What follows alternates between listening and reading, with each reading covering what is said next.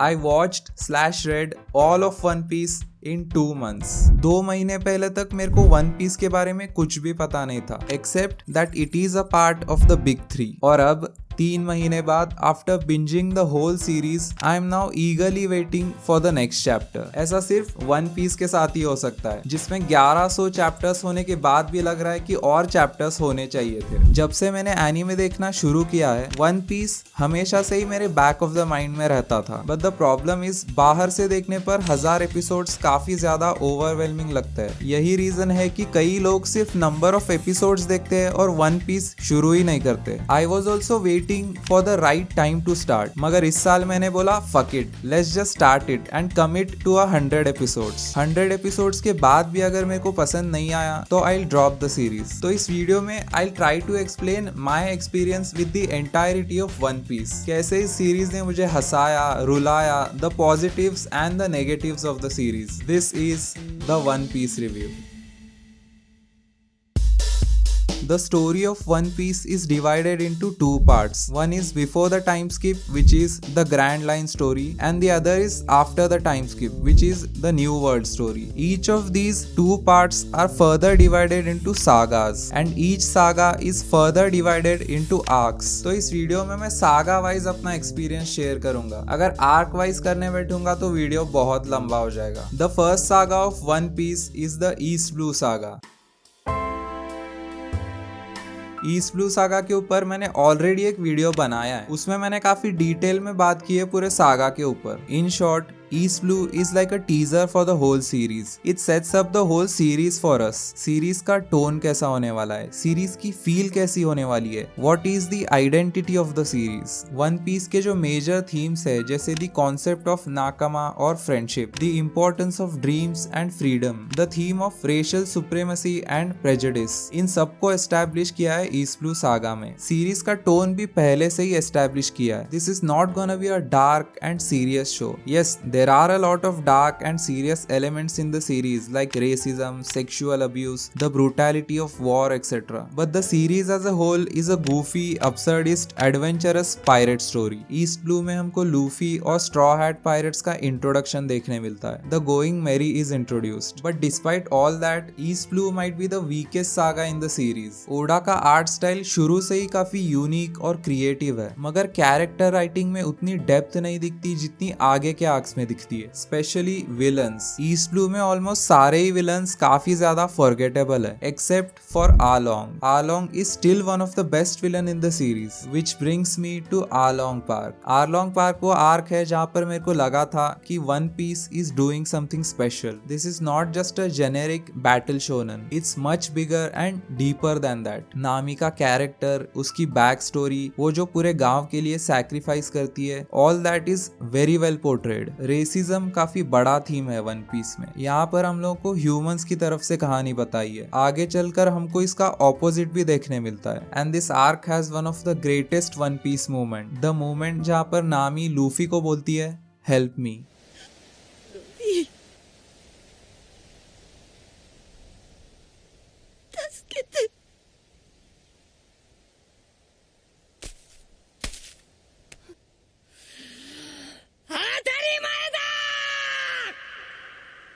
इतने चैप्टर्स के बाद भी this is still a hell of an impactful scene. The next saga is the Alabasta saga. Alabasta is a very inconsistent saga. There is one great arc which is the Alabasta arc. मगर जो बाकी के arcs है उनमें थोड़े बहुत issues है. Like for example whisky peak में जोरो की एक फाइट छोड़ दे तो पूरा आर्क फिलर की तरह लगता है. या फिर लिटिल गार्डन को ले लो, जायंट्स, उनके कल्चर और एल्बाफ को कितनी फैसिनेटिंग तरीके से दिखाया है. But the villain of this arc mister 3 is not interesting at all. अगर बात करें ड्रम आइलैंड की तो it could have easily become one of the best arc in the series. Chopper की बैक स्टोरी आज भी एकदम इमोशनल कर देती है. और डॉक्टर हीरालुक की जो स्पीच है regarding when does a man actually die, वो बहुत ही बेहतरीन सीन है. But the villain of this arc is Wapol and he is one of the worst and the most annoying villain in the series. So the only great arc in the saga is Alabasta. Alabasta के अंदर हमको warlord के concept को introduce कराया है through Sir Crocodile and he is one of the best villain in the entire series. The introduction of Fire Fist Ace was pretty cool. Princess Vivi का character भी काफी अच्छी तरीके से लिखा था और इतने वेल रिटन और लव्ड कैरेक्टर को पीछे छोड़ देना was a very brave decision by Oda. The next saga is the Sky Island saga. तुम लोगों ने ध्यान दिया होगा कि मैंने अब तक वन पीस जिन चीजों के लिए ज्यादा पॉपुलर है उनकी बात ही नहीं की, world building and foreshadowing. Sky Island saga में 2 आर्क्स है, जाया एंड स्काईपिया, और दोनों ही प्राइम एग्जांपल्स है ओडा की वर्ल्ड बिल्डिंग और फोरशैडोइंग का। स्काईपिया को जैसे ड्रॉ किया है दैट इज एब्सोल्युटली ब्यूटीफुल। जिस तरह से वहाँ के कल्चर और लाइफस्टाइल को दिखाया कि वो यूनिकली इवॉल्व हुआ है एक स्काई आइलैंड के लिए। Just the concept of an island above the clouds in the sky is so creative, it's pure imagination. It just boggles my mind जब कुछ लोग बोलते हैं कि स्काईपिया को स्किप कर सकते हैं। Like what? Skypiea is the most important arc in the entire story. इस आर्क में हम लोग को वॉइड सेंचुरी के बारे में पता चलता है, एक पॉनेग्लिफ देखने मिलता है, जॉय बॉय के बारे में पता चलता है, और इस आर्क में वन पीस का जो प्राइमरी थीम है ड्रीम्स एंड ऑप्टिमिज्म उसको एक्सप्लोर किया है। Bellamy is not a great villain because वो लूफी से ज्यादा स्ट्रॉन्ग है, ही इज ग्रेट बिकॉज वो लूफी की आइडियोलॉजी से बिल्कुल ऑपोजिट है, वो ड्रीम्स और ऑप्टिमिज्म के खिलाफ है। That's what makes him a great antagonist. हाँ, स्काईपिया का फर्स्ट हाफ थोड़ा सा स्लो है but it has a great pay off in the second half, so please don't skip this arc. The next saga is the Water 7 saga. Water 7 saga में 3 arcs है, Water 7 arc, Enies Lobby arc and post Enies Lobby arc, and I think this is the best saga in One Piece. यहाँ पर मैं saga की बात कर रहा हूँ, अगर आर्क की बात करें तो Marineford is the best arc in One Piece, but as a saga Water 7 is easily the best one. ये इतना बेहतरीन आर्क है कि मेरे पास लिटरली कोई नेगेटिव पॉइंट्स या क्रिटिसिज्म है ही नहीं। It's just one epic episode after the other. I remember this was the peak of my binge watching. If I am not wrong, मैंने 4-5 दिनों में पूरा सागा खत्म कर दिया था। आई थिंक लोग अक्सर भूल जाते हैं कि इस सागा में कितने सारे एपिक मोमेंट्स है। The introduction of Sogeking, Robin's depressing back story, Sogeking burning the world government flag, reveal of Luffy's family, Franky and Franky family introduction, Franky joining the straw hats, Franky's back story, CP9's introduction and their betrayal, Garp and Luffy reunion, gear 2nd and gear 3rd, Chopper's monster point transformation, Luffy versus Usopp, Luffy versus Rob Lucci, Zoro's speech about a captain's duty, the funeral of Going Merry। ये कैसे भूल सकते हैं यार, Voda ने एक ship के लिए इतना रुला दिया। And of course one of the greatest moment I've ever seen in any anime, Robin's I want to live moment। 私は生きたい。私も一緒に海へ連れてって。This single scene tells us what One Piece is all about. Straw Hats बिना कुछ सोचे world government के ऊपर war declare कर देते हैं just to save their crew member और नाकामा। अगर तुमको क्लियर ना हुआ हो तो this is the best saga in the series, in fact one of the best saga in the history of anime manga. The next saga is the Thriller Bark saga.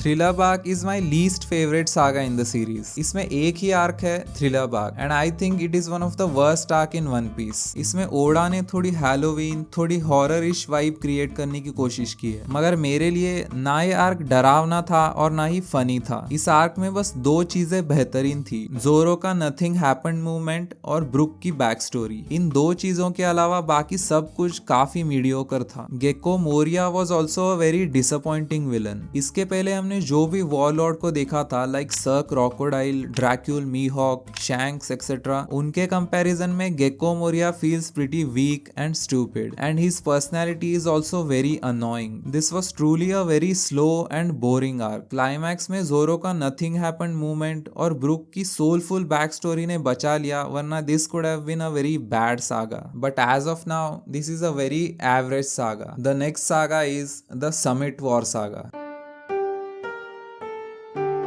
What do I even say about this saga? Oda just pulled off the biggest war in manga and anime history. Let's just start from the beginning. Oda ने इस saga में इतना ज्यादा risk लिया है ना, like Luffy इस saga में बस फेल होता जाता है। पहले वो अपने क्रू को नहीं बचा पाता, उसके बाद इम्पेल डाउन में एस को फ्री नहीं कर पाता। अब 2 बार फेल होने के बाद यू अज्यूम कि अभी मरीन फोर्ड में सारी दुनिया के सामने लूफी अपने भाई को बचा लेगा, but No, Ace dies in front of Luffy's eyes. Ace dies because Luffy was not strong enough. इस पूरे सागा में हमको फील कराया है कि लूफी कितना इनसिग्निफिकेंट है वन पीस की पूरी दुनिया में। वो प्रोटैगनिस्ट है, इसका मतलब ये नहीं है कि पूरी दुनिया उसके हिसाब से चलती है, which was pretty refreshing to watch. I think this is a damn perfect saga except Amazon Lily arc. वो आर्क मेरे को काफी वीक लगा था, except for Boa Hancock and her backstory.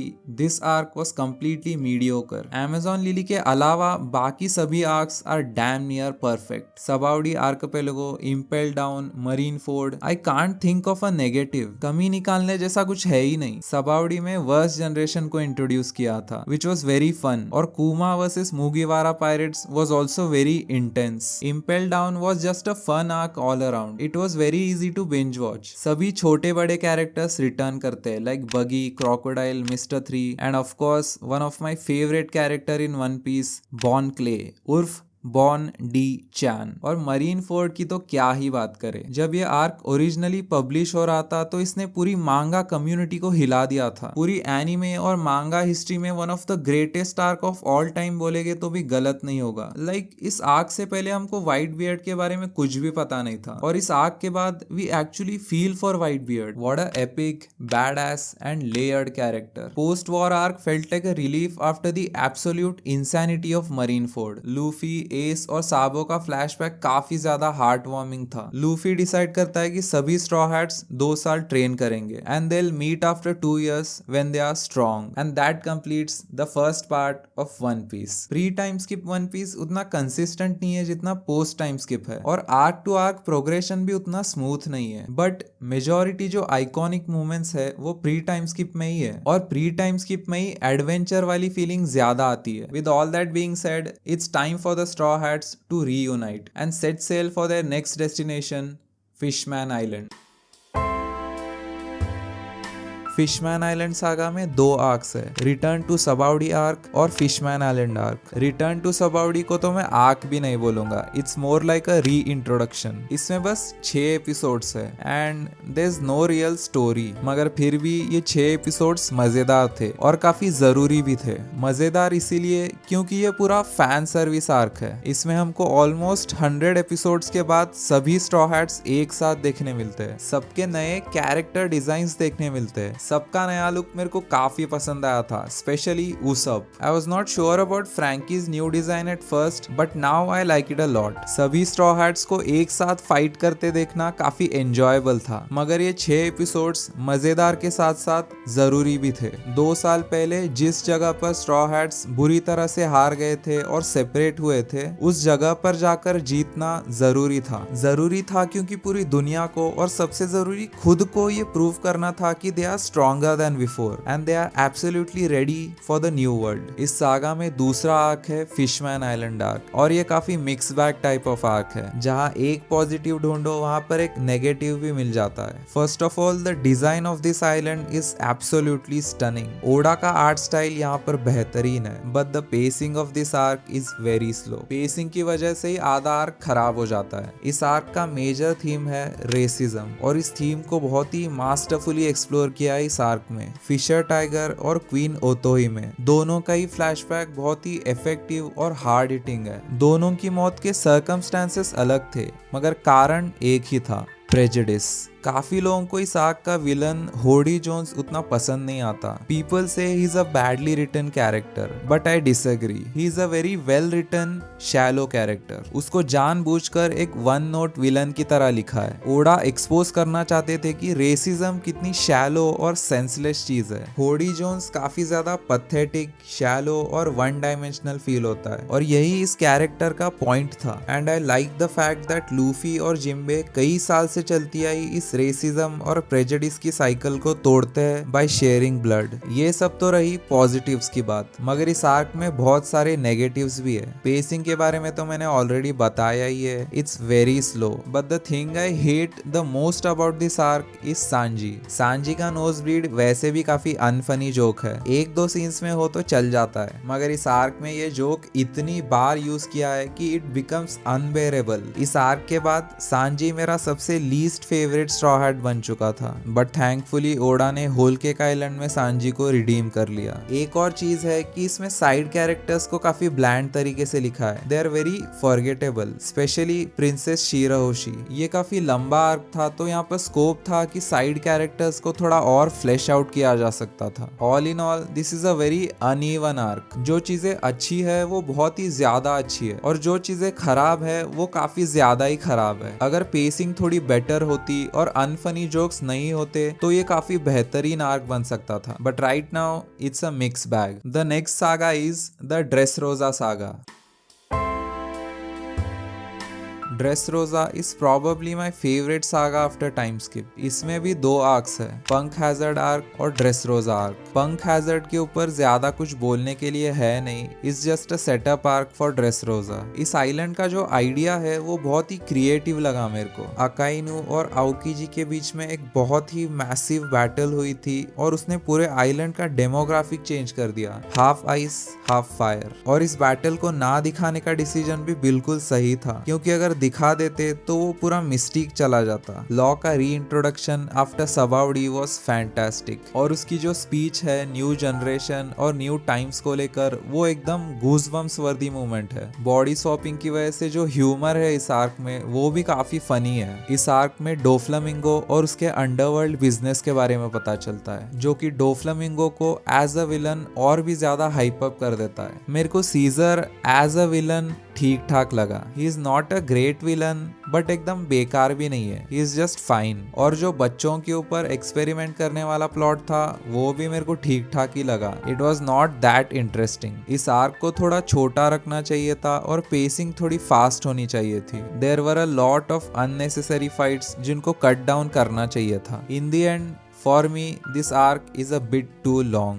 The second arc in this saga is Dressrosa, and this is a great arc. Dressrosa is very similar to Alabasta. Alabasta में एक warlord plan कर रहा होता है एक country को take over करने का, जो कि ऑब्वियसली स्ट्रॉ हैट्स आकर रोक देते हैं। मगर ड्रेसरोसा में एक वॉरलॉर्ड ने ऑलरेडी टेक ओवर कर लिया है एक कंट्री को। He has made himself the king and people love him and fully support him. First of all, Dressrosa का डिजाइन बहुत ही बढ़िया है। ओडा ने काफी सारी यूरोपियन कंट्रीज से इंस्पिरेशन ली है। बाहर से ये कंट्री एक पैराडाइज की तरह लगती है, मगर अंदर देखने पर it feels like a prison. इस आर्क की सबसे बेहतरीन चीज मेरे को लगी कि ये इतना लंबा आर्क होकर भी मेरे को कहीं भी बोरिंग या स्लो नहीं लगा। It deserves the length because it's a very dense arc. यहाँ पर मैं मांगा की बात कर रहा हूँ। एनीमे के अंदर टोए एनिमेशन ने इस आर्क को बहुत ही स्ट्रेच कर दिया था। मैं तो सजेस्ट करूंगा कि ड्रेसरोसा और होल केक आइलैंड तुम लोग एनीमे की बजाय मांगा पढ़ो। It's a way better experience. One Piece में काफी सारे ग्रेट विलन्स है, like Arlong, Crocodile, Blackbeard, Akainu, Eminem etcetera, but the absolute best villain of one Piece is in Dressrosa, Don Quixote Doflamingo. Doflamingo एक ऐसा character है कि किसी भी आर्क में इंक्लूड कर लो वो आर्क अपने आप एलिवेट हो जाता है। डोफ्लामिंगो का कैरेक्टर डिजाइन, उसकी बैक स्टोरी, उसके डायलॉग्स, उसकी philosophy, everything is just so well written. Even जो एनिमे के अंदर वॉइस एक्टर है उन्होंने भी काफी बेहतरीन काम किया है।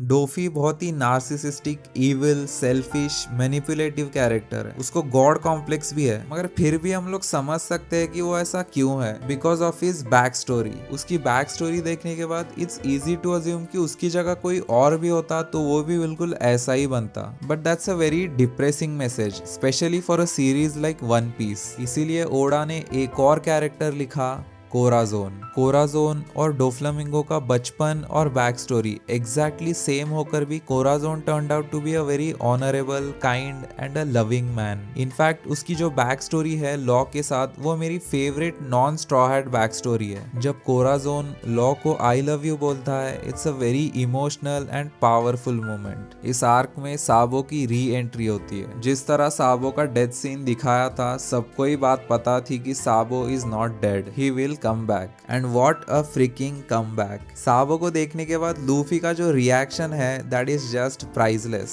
मेरा नोमी, जो एस का डेविल फ्रूट है, वो साबो को मिलना वाज एब्सोल्युटली परफेक्ट। रेबेका का कैरेक्टर मेरे को उतना पसंद नहीं आया, but her back story with toy soldier was very good. Toy soldier का एक्चुअली में लेजेंडरी वॉरियर किरोस होना was a very good plot twist. Admiral Fujitora का कैरेक्टर भी मेरे को काफी पसंद आया, और उसका एक पर्टिकुलर डायलॉग है जो मेरे को काफी पसंद है, जब वो बोलता है I wish I had not blinded myself because I want to see your face.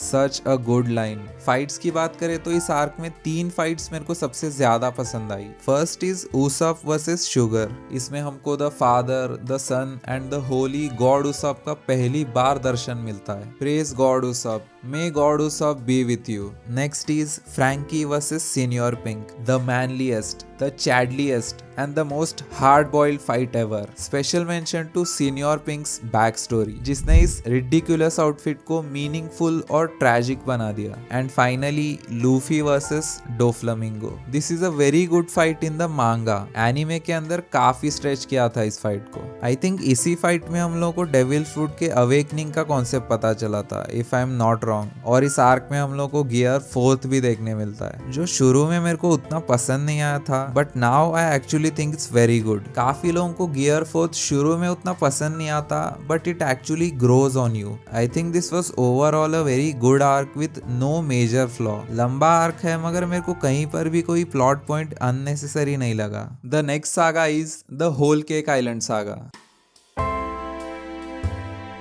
इस सागा में भी 2 आर्क्स है, एक है जो आर्क और दूसरा है होल केक आइलैंड आर्क। जो आइलैंड की बात करें तो मैं वही कहूंगा जो मैंने स्काइपिया के लिए कहा था, it's pure imagination. How do you even think of something like this? एक जायंट एलिफेंट है, उसके बैक के ऊपर एक एंशियंट आइलैंड है जो किसी को पता नहीं है। I mean just mind blowing. Zo is easily one of the best fantasy creations I've ever seen. Arc की बात करें तो ये पंक हैजर्ड से काफी सिमिलर है, दोनों ही सेटअप आर्क्स है, but Zou is a much better arc than Punk Hazard. Zou के ऊपर जो चढ़कर जाने वाला सीन है वो काफी ज्यादा फनी था। जो के अंदर हम लोग को काइडो और उसके बीस्ट पायरेट्स के बारे में पता चलता है कि वो लोग कितने ब्रूटल और क्रूअल हो सकते हैं। The whole destruction and torture of Zou and its people was honestly difficult to watch. I was 100% sure कि राइजो यहाँ नहीं हो सकता. राइजो is not here. But then Oda wrote the best plot twist in One Piece. Kinemon Minx से पूछता है where is Raizo? And the Minx answer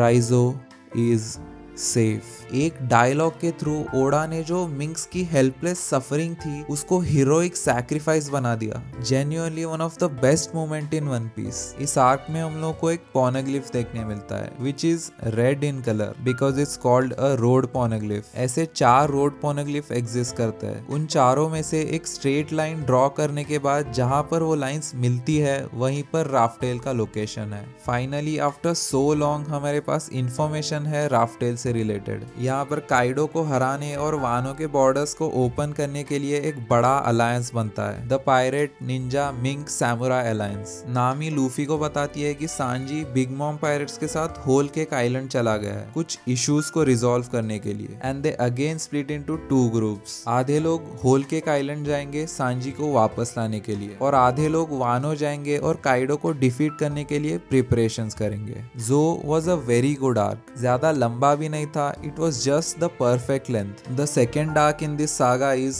the whole cake island arc. I know मैं ये हर आर्क में बोल रहा हूँ, but the design and the concept of this island is phenomenal. I think ये आर्क क्लासिक डिज्नी मूवीज से inspired है। The imaginative island, the song and dance, the colorful look of the island, all of it is very Disney-esque. Just like all the beautiful islands in One Piece, whole cake island भी बहुत ही happy और lively island लगता है, but actually it's a very frightening and lifeless island. Whole Cake Island is Sanji's arc through and through. जो मैंने फिशमैन island में कहा था कि उस आर्क के बाद सांजी बहुत नीचे चला गया है मेरी स्ट्रॉ हैट रैंकिंग्स में because he was annoying and unfunny. Well Oda ने सांजी को कंप्लीटली रिडीम कर लिया इस आर्क में। Sanji's flashback was absolutely heart breaking to watch. ये बैक स्टोरी सांजी के बारे में सब कुछ एक्सप्लेन करती है। Why does he view women so differently? Why can't he fight a woman? उसके इमोशंस इतने एक्सट्रीम क्यों है? अपार्ट फ्रॉम लूफी, सांजी ऐसा इकलौता कैरेक्टर है जिसको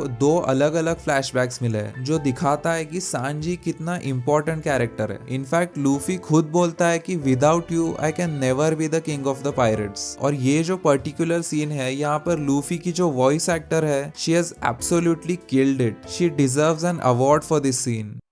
お前がいねえと俺は海賊王になれねえ。 अगर आप मांगा रीडर हो तो ये एपिसोड एनीमे का देखो। It's a very well executed episode. Germa 66 were fine to be honest. Reiju के अलावा I don't care about them that much. Whole Cake Island has the best Luffy fight in the series, that is Luffy versus Katakuri. Usually मैं One Piece fights के लिए नहीं देखता, but this was a great fight. Katakuri is such a fascinating character. Luffy और Katakuri दोनों धीरे धीरे जिस तरह एक दूसरे को रिस्पेक्ट करने लगते हैं, that was very intriguing to watch. Katakuri की बैक स्टोरी भी काफी कंपेलिंग थी। ये बैक स्टोरी एक्चुअली में काफी कुछ एक्सप्लेन करती है काताकुरी के बारे में। The only problem I have with this arc is big mom. Big mom के अंदर एज अ विलन काफी पोटेंशियल था, मगर ओडा ने आधे से ज्यादा आर्क में उसको एक माइंडलेस ज़ॉम्बी बना दिया। ऑनेस्टली मेरे को बिग मॉम का फ्लैशबैक काफी बढ़िया लगा था and I was excited to see her, मगर वेडिंग अटैक के बाद वो एक ज़ॉम्बी में कन्वर्ट हो जाती है और बाकी पूरे आर्क में उसका एक ही डायलॉग है, wedding cake, wedding Keki.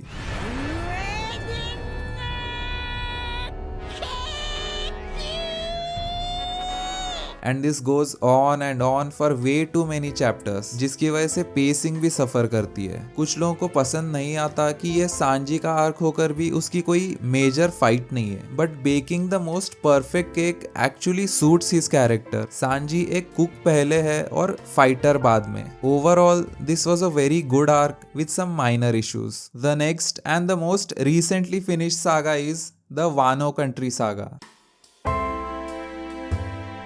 वानो Country is the most controversial and the most divisive saga in One Piece. कुछ लोग मानते हैं कि ये वन पीस का बेस्ट आर्क है and some people think this arc completely broke One Piece. Now what do I think? Well, personally I think this is a masterful arc with a very rushed and disappointing climax. Let's start from the beginning. इस arc को शुरू करते ही तुमको पता चल जाता है कि ओडा बहुत ही पैशनेट थे इस आर्क के लिए। You can feel that he was just waiting to draw Wano and it actually shows in the manga. Oda's art style in Wano is just outstanding. Oda ने इस आर्क में अपना art style थोड़ा सा change किया है to replicate the style of traditional Japanese paintings and it's beautiful. यहाँ पर मैं टोए एनिमेशन को भी क्रेडिट दूंगा। They have done an absolutely brilliant job of adapting Wano arc. Some of the episodes are even better than the manga chapters. अगर तुम मांगा reader हो तो ये कुछ एपिसोड्स है जो तुमको देखने ही चाहिए। These are outstanding episodes. Wano पूरे वन पीस का सबसे लंबा आर्क है।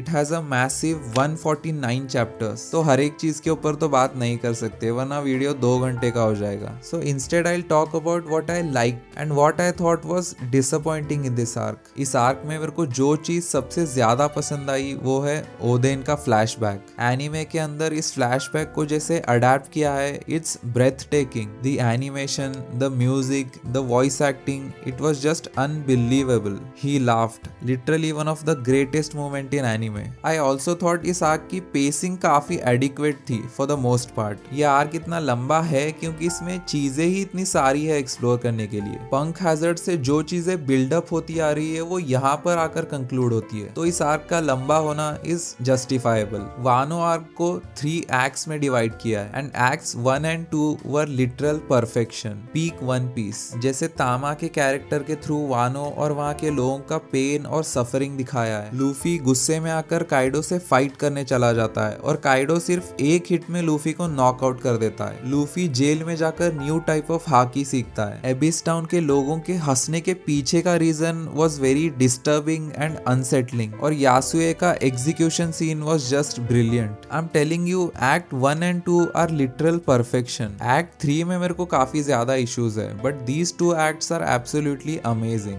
मेरे को काइडो का डिजाइन भी काफी पसंद आया, both as oni form and as dragon form. Roof piece was hype as fuck. Yonko versus supernovas, यही तो हम लोग देखना चाहते थे and it was executed very well. And I think जो एनीमे का एपिसोड नंबर 1015 है वो पूरे वन पीस सीरीज का बेस्ट एपिसोड है। 族王になる男だ。 हालांकि एक एपिसोड आने वाला है कुछ दिनों में जो इस बात को बदल सकता है। You know what I am talking about. अब इसके आगे मांगा स्पॉयलर्स होने वाले हैं, तो अगर तुम एनीमे ओनली हो तो यहीं पॉज कर दो वीडियो, कैचअप कर लिए बाद में कंटिन्यू करना। ओके ये थोड़ा कंट्रोवर्शियल हो सकता है but Gear Fifth is the greatest moment in post time skip One Piece. I know कुछ लोग एक serious Super Saiyan type of transformation expect कर रहे थे but One Piece is not that kind of series. Gear Fifth One Piece को perfectly represent करता है। One Piece is overall a very goofy, absurd and cartoonish series and that's why I love Gear Fifth. अब ये तो रही positives की बात। Now let's talk about the negatives of वानो arc. और सबसे पहली चीज मेरे दिमाग में आती है इस आर्क की ending. The ending felt very rushed. Onigashima war खत्म होते ही 3-4 चैप्टर्स में वानो आर्क खत्म हो जाता है। एंडिंग को थोड़ा और फ्लैश आउट करने की जरूरत थी। कई सारी चीजें ऑफ स्क्रीन ही दिखाई है जिनको प्रॉपरली दिखाना चाहिए था। जोरो जाकर यासुए को रिस्पेक्ट पे करने वाला था, वो ऑफ स्क्रीन दिखाया है। लूफी और यामातो का जो भी डिस्कशन हुआ वो भी ऑफ स्क्रीन होता है। मार्को और स्ट्रॉ हैट्स का फेयरवेल सीन भी नहीं दिखाया। मार्को बिना गुड बाय बोले ही चला जाता है। याद करो जब मरीन फोर्ड वॉर खत्म हुआ था तभी ओडा ने एंडिंग को प्रॉपरली फ्लैश आउट किया था पोस्ट वॉर आर्क में। वानो के बाद भी एक 12 से 15 चैप्टर्स का एक पोस्ट वानो आर्क होना चाहिए था। The next negative is fake out deaths. I think this is my only problem with Oda as a writer. I get कि Oda को characters को मारना पसंद नहीं है, पर फिर death scenes लिखना ही क्यों है? Why even write death scenes? ऐसा करने से सीरीज में से पूरा टेंशन खत्म हो जाता है। I mean इस आर्क में कीनेमोन 3-4 बार मर के जिंदा होता है, ओरोची भी 3-4 बार मर के जिंदा होता है, कांजुरो 3-4 बार मर के जिंदा होता है। इन सब चीजों की वजह से इमोशनल सीन्स में इमोशन और टेंशन दोनों ही नहीं बचता। जिसका बेस्ट एग्जाम्पल है कि जब आशुरा डोजी और ईजो का डेथ सीन चल रहा था तो मैं बिल्कुल भी इमोशनल नहीं था क्योंकि मेरे को लगा ये भी एक फेक आउट डेथ होगा, मगर बाद में रिवील होता है कि दोनों मर चुके हैं, लेकिन तब तक काफी देर हो चुकी थी। We can't feel emotional after that much time. मैं ये नहीं बोल रहा कि वन पीस को बर्ज़र्क या गेम ऑफ थ्रोन्स बना दो, मेरे को बस फेक डेथ सीन से प्रॉब्लम है। These are the major issues I have with this arc. और भी छोटे मोटे इश्यूज है इस आर्क में, लाइक यामातो का कैरेक्टर इतना बिल्ड अप करके भी वो क्रू ज्वाइन ही नहीं करती। बिग मॉम का इस आर्क में कोई पर्पस ही नहीं था। उसका एमनीशिया वाला plot point goes nowhere. Oda ने बोला था कि काइडो सिर्फ एक पंच से नहीं हार सकता, मगर आखिर में लूफी काइडो को एक पंच से ही हराता है। इतने बड़े आर्क में काइडो की कोई बैक स्टोरी नहीं थी। काइडो हमेशा डिप्रेस्ड क्यों रहता है, सुसाइड अटेम्प्ट्स क्यों ट्राई करता रहता है, ये पता ही नहीं चला। ये सभी प्रॉब्लम्स बस रश्ड एंडिंग की वजह से ही है। अगर एक पोस्ट वानो आर्क होता जिसमें सब कुछ एक्सप्लेन करके एंडिंग को प्रॉपरली फ्लैश आउट किया होता तो इनमें से कई सारे प्रॉब्लम्स खत्म हो जाते। पता नहीं ओडा के ऊपर शायद ऊपर से प्रेशर रहा होगा। I don't know what the reason is but the ending to this great arc was a bit disappointing. The next saga is the currently ongoing saga जिसका टाइटल पता नहीं है। For now, let's just call it the final saga.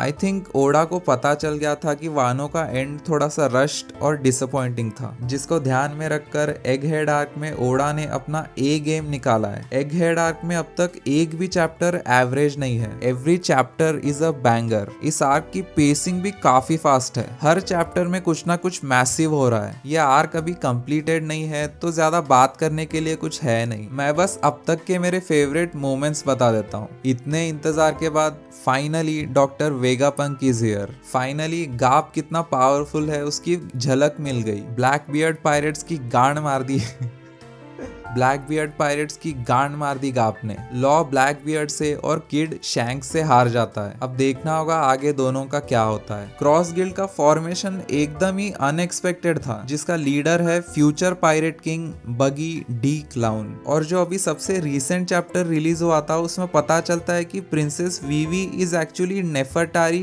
D Vivi. This is a massive fucking thing. अब देखना होगा वीवी के साथ क्या होता है। क्या वीवी ही आखिरी स्ट्रॉ हैट मेंबर बनेगी या कुछ और होगा। It's just very interesting. मैं काफी ज्यादा एक्साइटेड हूँ आगे के चैप्टर्स के लिए। This is the best time to be a One Piece fan. Manga एकदम फायर चल रही है। गियर 5th एपिसोड आने वाला है। वन पीस लाइव एक्शन आने वाला है। It's a great time to be a One Piece fan. And well, that completes this long ass One Piece review. पिछले 2-3 महीने वन पीस देखना मेरे लिए एक लाजवाब एक्सपीरियंस था, and I am glad that I experience this goofy, strange, absurd and wonderful story created by Eiichiro Oda.